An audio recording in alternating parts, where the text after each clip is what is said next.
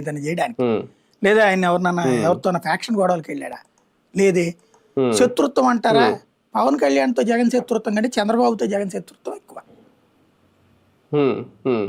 తన జైల్లో పెట్టించాడన్నది సోనియా గాంధీ మీద కోపం ఉంటుంది, లేకపోతే చంద్రబాబు మీద కోపం ఉంటుంది. అంతే తప్పించి శత్రుత్వం పెట్టుకుంటే వాళ్ళు భయపడాలి.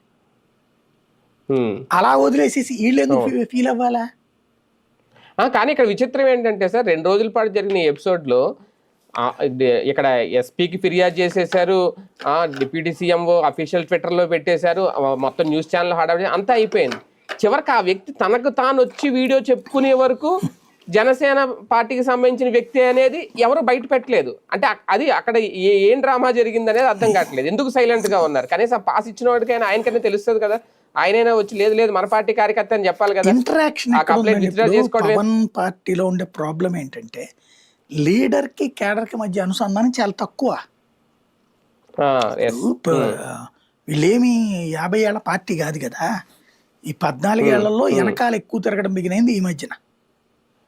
ఈయన ఫ్రస్ట్రేషన్ ఎక్కువైనప్పటి నుంచి తిరుగుతున్నారు కాస్త, అదే ఫ్రస్ట్రేషన్. ఆ నాయకుడు మళ్ళీ పవన్ ని తప్ప వీడప్పుడు ఇంకో హై లీడర్ని ఎవరిని పట్టించుకోడు ఆ ఊళ్ళో. మీరు చూడండి, జనసేన నియోజకవర్గ ఇన్ఛార్జీలు వాళ్ళ వెనకాల తిరిగే బ్యాచ్ చాలా తక్కువ ఉంటది.